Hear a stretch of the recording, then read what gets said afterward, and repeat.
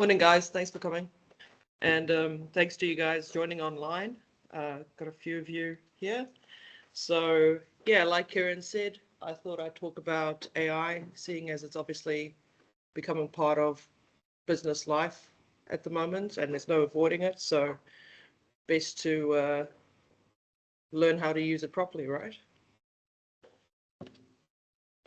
So, I thought that I'd cover a few things and I actually asked AI what sort of things it can help the construction industry with, and it reckons it can help you with faster drafting, some administrative efficiencies. It could probably draft a contract or two for you. It can help you with emails and yeah, just all around support your productivity. But the question is more so not what it can do for you, but what it can accurately do for you and correctly do for you. So in terms of what sort of things we're seeing it do in practice, there are a few different things that we are seeing come up. And I thought I'd put it to you guys what you wouldn't use AI for. So is it something that you'd maybe use to check spelling and grammar? That's pretty common use, pretty low risk. How about summarizing site notes? Yeah. Producing checklists for projects? Yeah. What about meeting minutes? We're seeing a lot of meetings have transcripts produced afterwards now with AI, and they can be fairly accurate. What about drafting scopes of work? Is that something you do with AI? Yeah. And you guys in the chat can shout out as well. How about preliminary estimates? Getting a bit more risky now? Yeah, still yeah. Drafting emails to clients? Yeah. Okay, what about drafting contracts? No, that's where we draw the line. Hmm? Maybe. How about would you use AI to help you understand a contract clause? Yes. Interesting. So again, we do see some benefits here. Obviously, it can be a time saver. It can reduce repetitive work, especially with things like checklists or site notes.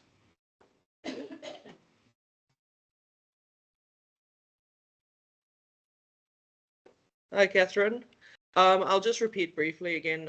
Karen normally mentions it at the start of the meeting. We are recording these, so if you didn't want it recorded, or if you didn't want yourself recorded, sorry, just turn your camera off and mute yourself. Cheers. So, yeah, otherwise, in terms of what AI can do in businesses, something it can be quite good for is creating a consistent template for you to use on documentation. So you always know that you're filling all the boxes you need to when you're doing certain forms. And another thing I think people don't necessarily use it for often, but it's a good idea generator at a sort of concept stage if you're looking at a new project. But yeah, I'm not going to bury the lead. Realistically, the biggest risk of AI is how confident it sounds. It gives you the answer as if it is fact. It is up to you to check whether or not the answer is accurate. And we've seen this in a few ways, and I've done a couple of examples I'll talk about in a moment. But in terms of, say, producing an estimate, which is something you said you might use it for, it can hallucinate certain standards or certain building code clauses. It can misunderstand quantities or make them up. Doesn't quite, because AI is a language model, it doesn't do very well with maths actually, which yeah, is quite a detriment when you're trying to get it to calculate quantities. Yeah, like I said, standards or regulations, it might misunderstand them or mix it up with the Australian version, just like you. Yeah, so ultimately what it will produce will look convincing, but it won't be accurate. So that's the main danger. It's not being sort of misguided by how confident it might seem in giving you the answer. There is still checking to be done. So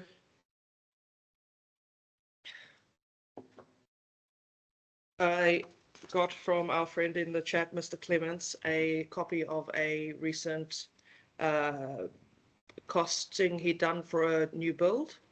So it was a new single-story high-spec family home, 4-bedroom, 2-bathroom, has an attached three-car garage, sorry, and a workshop. So quite a high-spec build.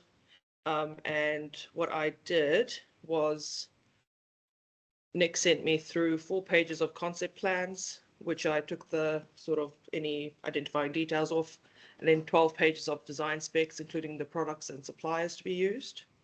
So I just took that, plugged it into ChatGPT, and said, create an estimate for this. New build in New Zealand. So then popped out a number and said I could be a bit more helpful if you gave me a rougher idea of where the right area is, or if there was any excavation. So I said, okay, well, it's in sort of Waikato, and there's about 250 cubic meters of excavation to be done. And this is what it came up with. These are just the example of the sort of, so that's the first page of the concepts that I put into it, and just a couple of the spec pages I put in.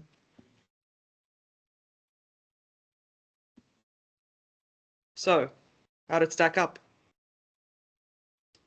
So, ChatGPT reckoned 1.95 to 2 million. That's importantly including contingencies and off-site costs. Total price 1.94 from the QS. Now, first thing, that doesn't look too bad, right?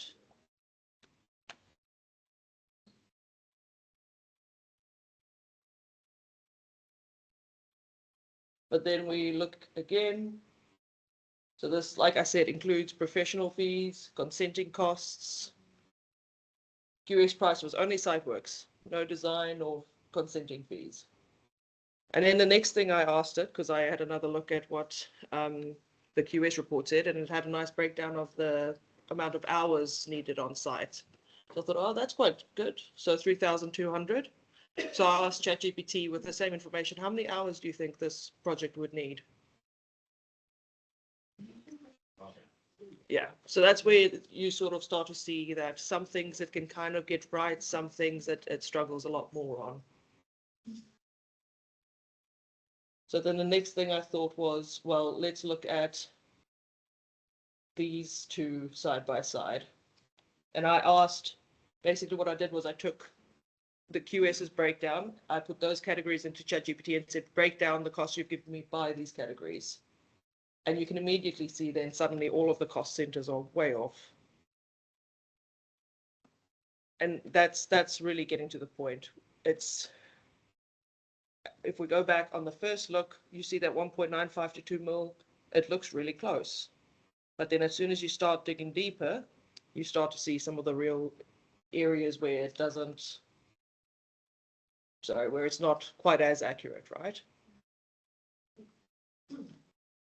So these are the sorts of things that, yeah.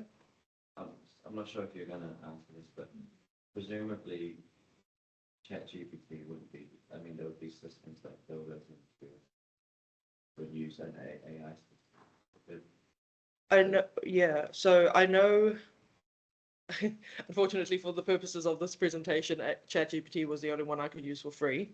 But I know, yeah, there are systems like I believe Nick Clements presented that he was just working on a new sort of software they were using, which I believe was actually used to put together the pricing that I was working off of before.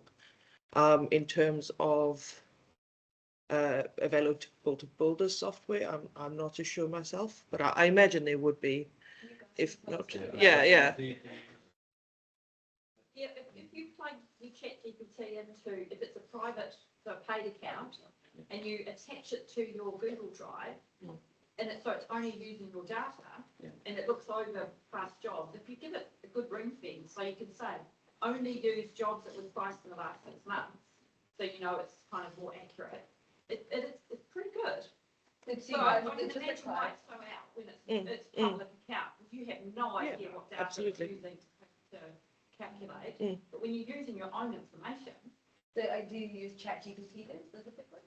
Claude. We've moved on to Claude now. Yeah.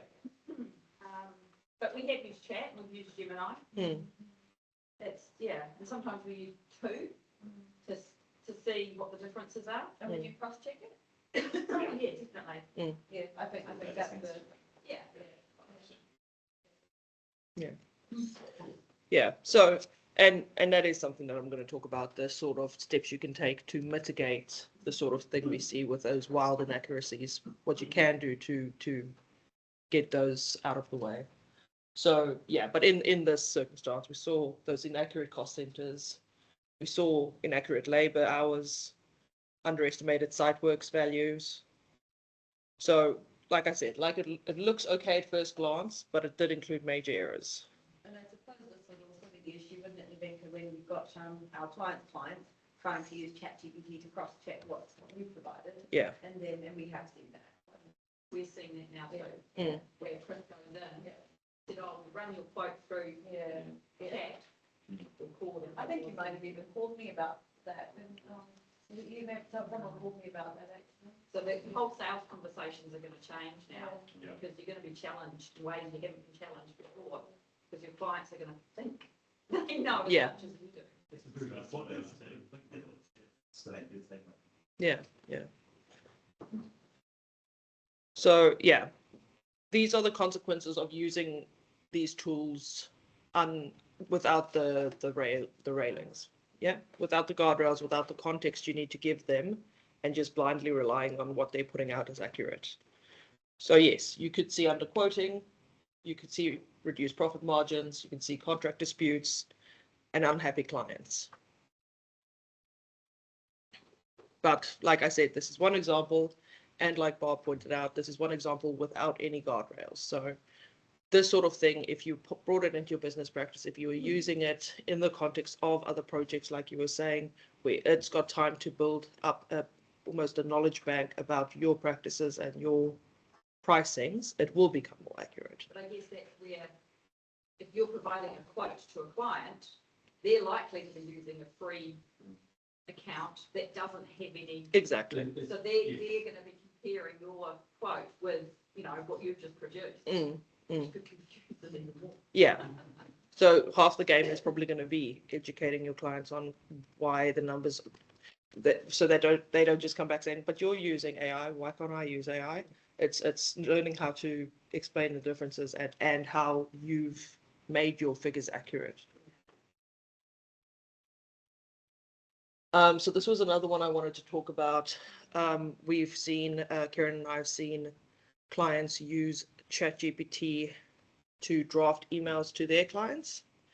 And what happened in this situation, I'll just run through these, is the clients were negotiating or attempting to negotiate a variation to the contract itself.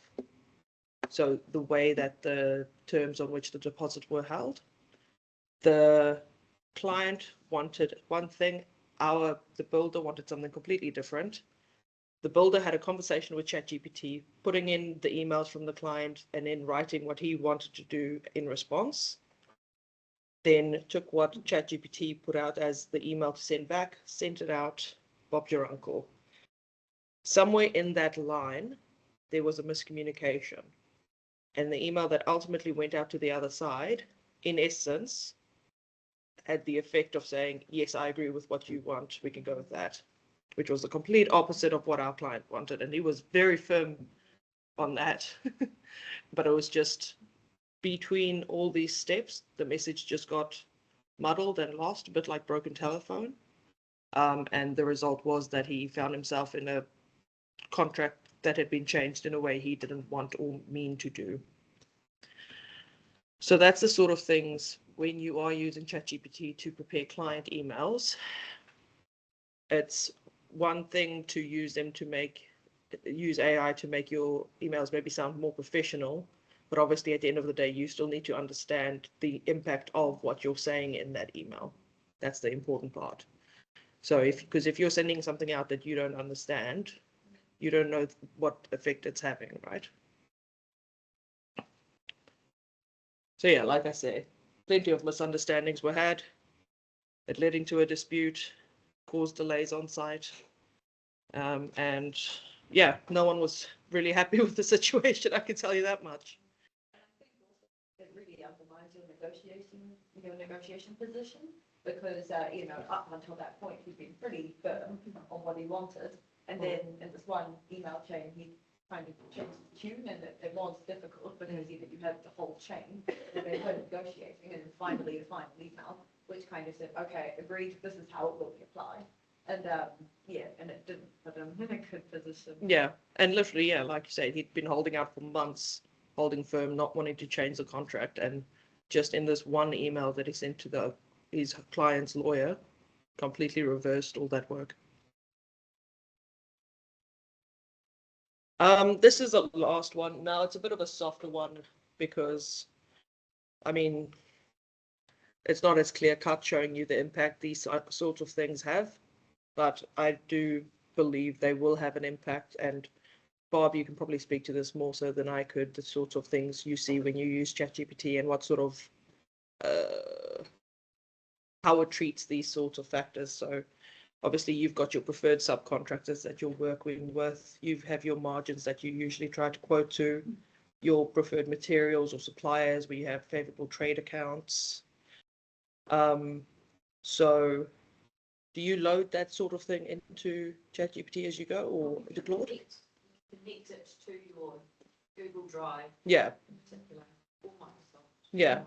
But like information about like your trade accounts or anything like that? Yeah, so we'll say, look at this price list, so on this baseline. Okay, so yeah. Directed to look at that, use those SKUs, talk to it about the margins you want. And again, like before, it was like, what was ChatGPT using in terms of how much was your lead carpenter rate, what sort of margins was it applying? It's so much variable. It's all about how you prompt it. You know? Yeah. That's the key, isn't it? Good information and taking that information, auditing that. Yeah. Coming out to make sure you trust it. So, Yeah. no, You'd never let it do it by itself. Mm. I mean, we went to a conference last week and they were talking about AI a lot, and they said treat it like an apprentice. Like you let the apprentice do the work, you come behind it, you're checking it, making sure that it's doing it. Yeah, and that's exactly like you said, without context, it's making a guess. And that's the best it can do at that point. So in terms of takeaways, I think the main things here are understanding that AI works by predicting the next word based on the previous one and the context. It's a statistical model. It is purely probability, what it's going to say next. The answers that it makes can be made more accurate by the context you give it. So you guys are doing the right things, putting in those guardrails, giving it the full picture, because that is going to increase the accuracy of what it spits out for you. And yeah, whatever it spits out, it's always going to require verification, because ultimately it is your name going to the client, not AI's. So I've got some practical tips to close off. Obviously, like I said, it's a good starting point, and with the rail guards, it will be a better starting point, but ultimately the person putting in the prompts must still make the ultimate decisions. Yeah, you wouldn't rely on it for final pricing without some rigorous checking. Same for quantities. Yeah, if it's making decisions in reference to legislation or standards, making sure you check that those are accurate and the right versions. Yeah, the project-specific context is always going to improve the quality of the output, like we've been saying. Obviously, AI is not, it's not a closed system, so you need to be careful with your client's information in it, and just to protect their privacy. And yeah, obviously anything that comes out always needs to be looked at by a person before it goes where it needs to go. Yeah.